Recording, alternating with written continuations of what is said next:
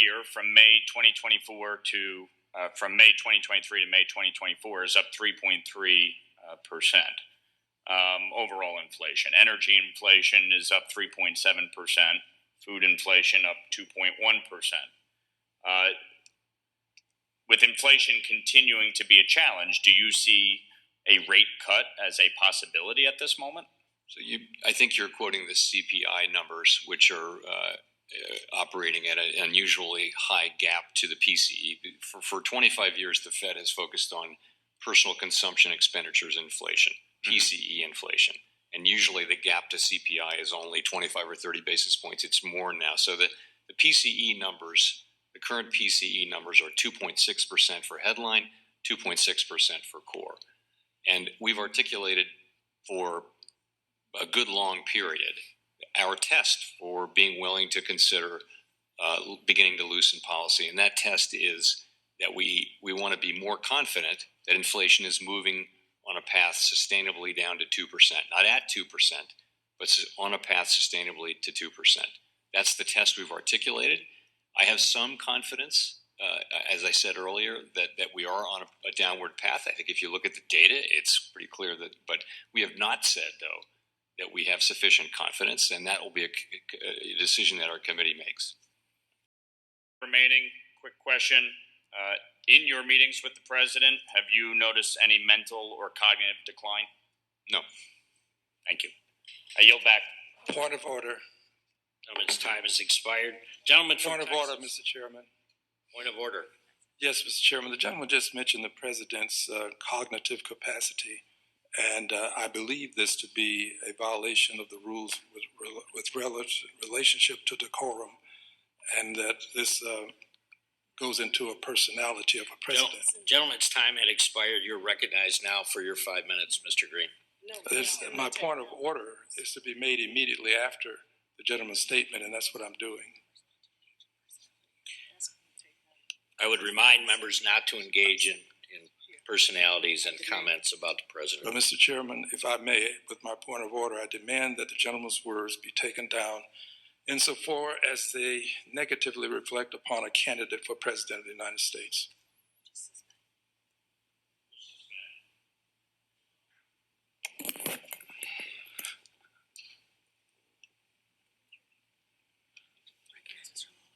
Gentleman from New York, Mr. Lawler, is recognized.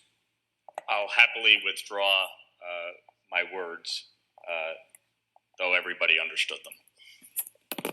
Mr. Chairman. Gentleman withdraws his comments. I find Mr. Green, you're recognized. If I may, Mr. Chairman, his final comment was, although everybody understood them, in my opinion, that then brings us right back to where we were before he made his attempt to withdraw. Now, if he's willing to withdraw appropriately, I will not demand. But until he does so, I demand that his words be taken down. The gentleman's time had expired. Mr. Chairman, the time does not expire on the request that I've made, the point of order. The time didn't expire on that. I recognize Mr. Lawler. Let the record reflect I withdraw my words. Thank you, Mr. Chairman. Gentleman from Texas. So eliminating the Federal Reserve is best for promoting economic stability. Yes. Thank you. And I have not read all of this Project 2025 document. I read some of it online a couple of nights ago. But even whether it comes out of a 2025 or a 3089, whatever, one of the things that I'm concerned about, reading this from this document, that the document argues that the Federal Reserve is the inflation problem, and eliminating the Federal Reserve, imposing economic policy on the Fed that does not come from within the Fed. So I'm wondering here, would you agree with any of that I just stated, whether it came from me or Chairman McHenry or anybody else? So I'll just say, first of all, we're certainly fair game for any criticism people have. I think what we've learned and what we know is that having an independent central bank is really essential. If you want to have high and volatile inflation, then the quickest road to that would be to undermine the independence of the central bank, of the Fed in our case. So I frankly think that view is very widely held. I find up here on Capitol Hill in both political parties. So eliminating the Federal Reserve is best for promoting economic stability. Yes. Thank you. You meant to say, and I don't want to put words in your mouth. I think when the ranking member asked you if you had heard about it, I think you said no. I think you've probably heard about it, but you haven't read it. I've seen nothing more than headlines on it. I mean, I've devoted zero. Yeah, me too. I don't read energy that. into. Yeah, I don't read that wacky stuff myself either, but I certainly read the headlines. Yeah. Okay. Chairman, is there any data to support the so-called greedflation? This term greedflation somehow has caused inflation. Is there any data to support those comments? So we look at it that this inflation has been caused by a combination of very strong demand and constrained supply. So it was really a high-speed collision between an economy that was reopening, and by the way, there was inflation all over the world at the same time. So these are some common factors. But at the same time, you had tremendous demand, for example, for automobiles. You had constrained supply because there weren't enough semiconductors. Long story short, but so that to us is what this inflation is all about. So we've observed, the sort of healing of the supply side at the same time. Restrictive monetary policies weighing on demand, and we've seen inflation coming down. Right, so there's no data that supports that gouging of consumers is part of the inflation. It's been very hard to track a connection with, earnings and things. Welcome to the Crypto Teacher. And I come back with that video just to make you think. Don't forget to like and subscribe to the channel. And make sure you're joining the Patreons. If you're not a part of the Patreons, make sure you're hitting the Cash App. And guys, we have inflation numbers coming out tomorrow, so we know they're going to be twisting a narrative. So tomorrow is going to be very entertaining. And then, of course, guys, on Fridays, we have options. And make sure you're going to follow that TikTok. It is free to follow. Now, we had Jerome back in the house today. And majority of this, guys, is scripted. Of course, we have inflation is not going anywhere because we have corporate greed, a handful of companies that own everything. And of course, Jerome Powell acts like he knows nothing. And Project 2025 comes up. And anytime you have something like this circulating, we know it's the Alphabet Boys. We've seen this movie before because we know real projects, we don't get them until 10, 20 years after they already happened. We know the Alphabet Boys give you half the truth. And then we have Powell asked about Biden's health. Again, theater. The lady clearly points to the paper and says, hey, make sure you read that. You can't make this stuff up. And Biden's health, again, is going to be a distraction. The 25th Amendment is going to be a distraction. But remember, guys, all these distractions are for the fourth industrial revolution. You can't fall for the distractions. Now we have Jerome Powell says we're not going back to low rates. And when these drums get to beating louder, we're definitely going back to lower rates. Why? Because, guys, there's no way they can service the debt. It's $1 trillion just to service the debt. We know they're not going to keep this up. They're only keeping this up because we're in a fragmented world. They want to destroy this legacy market so this digital economy can rise. The robots, algorithms, and drones take the economy over, pay each other with crypto, and the sheep go inside the metaverse. And we have housing comes up. And I tell you guys, in the next 3 to 5 years, we know housing prices are going to plummet because now they're just going to be building affordable homes. They build all these expensive homes, so then therefore we have banks that can go and borrow all this money. But builders are going to benefit either way because now they got to build all these smaller homes. And we can clearly see the central banks are the cause of this housing crisis. They printed all this money. Remember, guys, they printed 80% of all money in existence in 2 years. So that clearly was going to cause inflation. And then on top of it, they handed out free money. And then on top of it, did a moratorium. So therefore, no one could move, get evicted, which helped cause the housing shortage. And then on top of it, right when people are able to buy homes because they're earning higher wages, what happens to housing prices? They skyrocket. Guys, it's a plan. Now millennials and Generation Z cannot afford a home, and they're not even looking. Now, if you have a family or if you have a group of people that's willing to put money together, especially when we're going through tokenization, you're going to make a lot of money because we're going to go through hyper deflation. Like I stated, these housing prices are going to plummet. And remember, the crypto teacher told you. Now we have the court overturns the Chevron rule after 40 years. And guys, we know this is going to cause a lot of chaos. Anytime you have judges using this rule in thousands and thousands and thousands of times, you're talking about 40 years, going to cause chaos. And what is the devil known for? He's the artist of confusion. So while everybody's confused on which way they want to go, he's on a mission. He's on an agenda. And that's the reason why you cannot fall for the devil's tricks. You can't fall for the distractions. And remember, the crypto teacher told you. Because he knows. When it comes to the NWO, it's all planned out. You have a wonderful day. Really is where interest rates going to settle out when all of the effects of the pandemic are really done. And no one knows. This is a great discussion to have.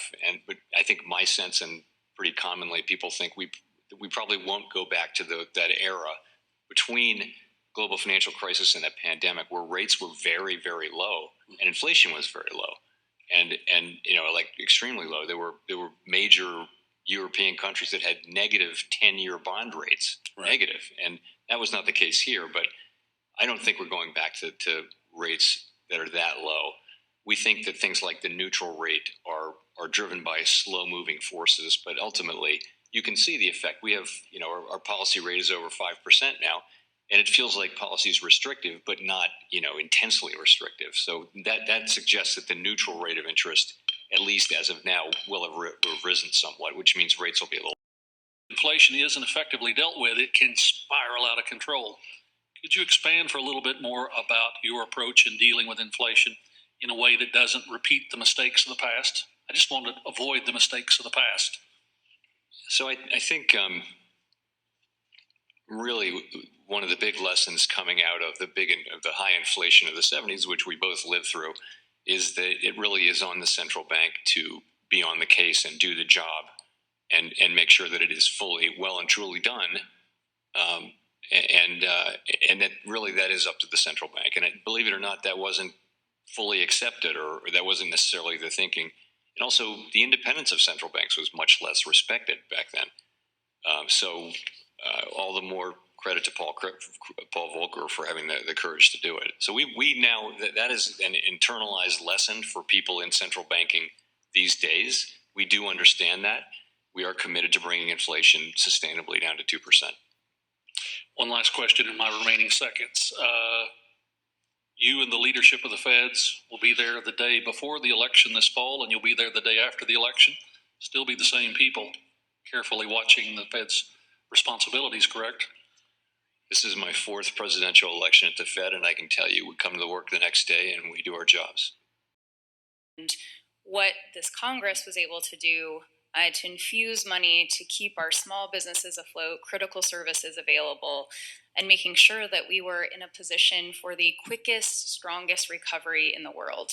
And while we have a lot to feel proud of, we recognize and have had many conversations throughout this committee about the pain points that people are continuing to feel with rising costs. And you touched on this. I really appreciate the discussion around housing in an earlier question, because this is the greatest inflationary costs, especially in Colorado, where we have seen significant home price increases, a lack of supply. People are unable to move because they would go to a much higher interest rate.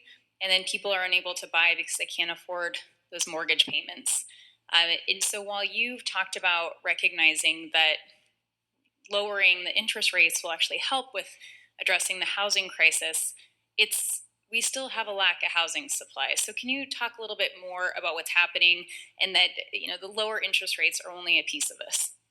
It's a longer term thing, and a lot of it is it's harder to get lots and zoning and materials and workers, and in many metropolitan areas, the near in areas are all built up. If you look around Washington, I grew up near Washington D.C. and it was countryside, just a couple of miles outside the Beltway. There was no Beltway when I was born, but ultimately, it's just we have not enough housing, and that was true before the blowdown housing construction. I think we'll get back to a more normal economy with lower interest rates and those sorts of things, but we're still going to have housing shortage. I believe we will get fairly soon to a resolution of the remaining process issue. Good. Well, let me turn from that subject to the court's recent decision to overturn the so-called Chevron doctrine. Many of us believe this was the first step to reining in decades, literally, of an unprecedented, uncontrolled growth in the administrative state. And so I think all of us on at least this side of the aisle are certainly saying to the Federal Reserve and other federal agencies in our jurisdiction that we want to reassert Article 1 authority over the direction that independent agencies work. Would it be fair to ask you to certify that because of this change in Chevron that the Fed would commit to promulgating new rules only if they're at the direction of an explicit congressional authorization? So I think, first of all, we're studying that and several other decisions that have just come down in the last week or two. So I haven't got anything definitive for you on that.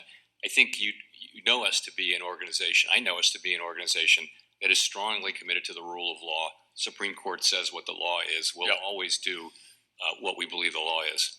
That's more along the lines of the discount window and the liquidity requirements, I take it. So Right. So we haven't made a proposal there yet. We're thinking carefully about that. I think we're trying to learn the right lessons from what happened last spring at Silicon Valley Bank and a couple other banks. And one of them just is the discount window worked, but we could certainly modernize it, make it more effective.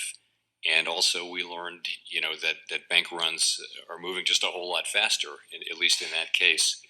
And that even bank runs from 10 or 15 years ago were nothing like as fast as what happened in Silicon Valley. So we need to bake that new learning into the liquidity requirements in some way or other.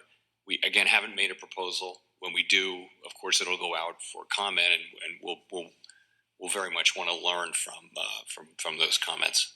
Going to a different economy, and we're going to be learning more about that as we go. But clearly, we're learning that things can be done from remote locations. We're learning that technology can replace people even more than we thought. We're not going back to the same economy. We're recovering, but to a different economy, and it'll be one that is more leveraged to technology. And I worry that is going to make it even more difficult than it was for many workers.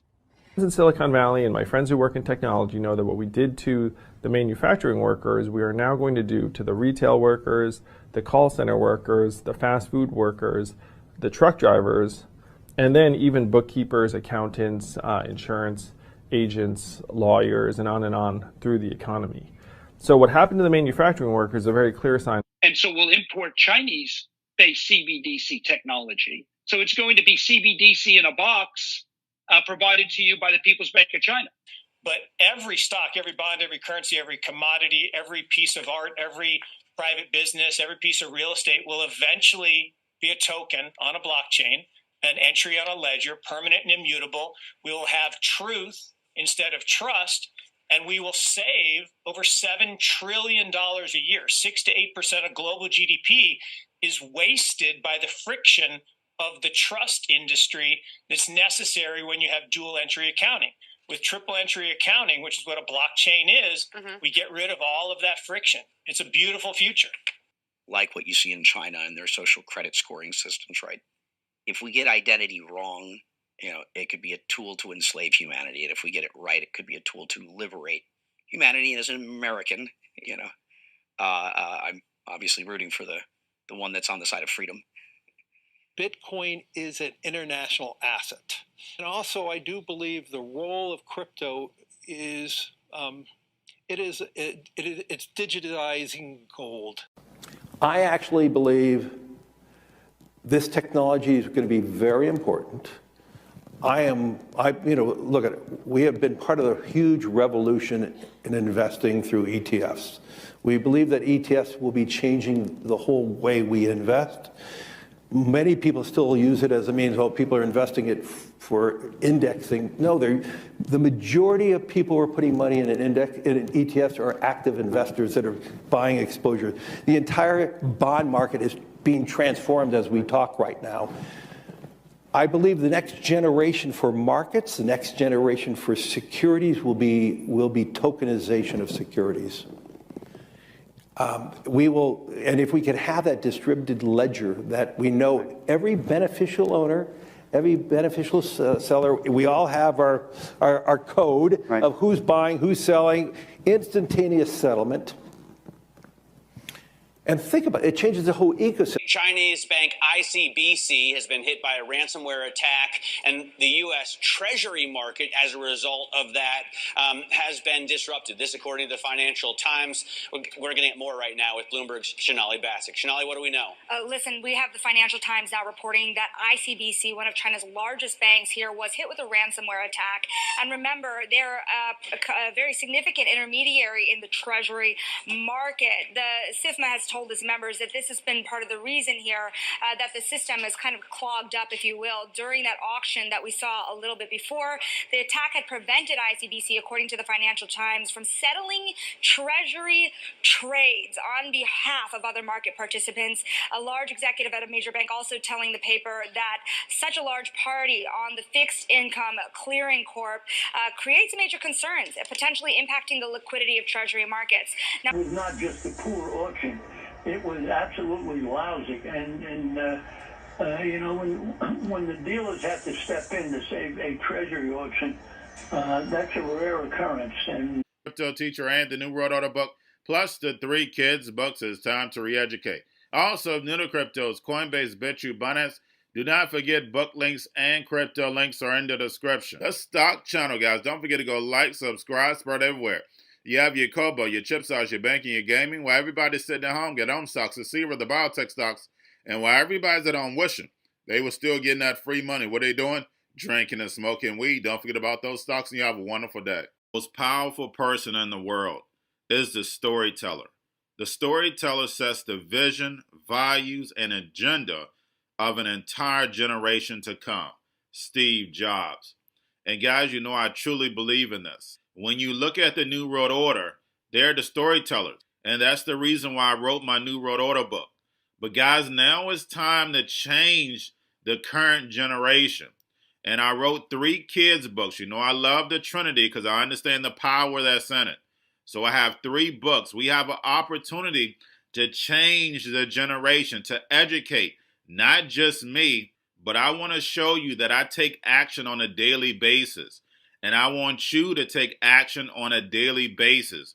Whether it's your job, whether it's in your community, we have an opportunity right now to educate the masses. I posted this on my Twitter account. Please share, but this is a short clip of the 3 books. There's going to be a clothing line and action figures. Please get these books for your kids, nephews, cousins, friends, so therefore we can start the re-education now. Because as we see, the 4th Industrial Revolution foundation is definitely here. Robots, algorithms, drones, taking humanity out the picture. We have to re-educate. But let's get into the video. Part 1. King Joshua and Grandma Tam save the village. Part 2. King Joshua and Grandma Tam save New York from COVID-33. Part 3. King Joshua and Grandma Tam goes to China. It's mandatory to get part 1, part 2, and part 3 of this series. It's time to re-educate Generation Z.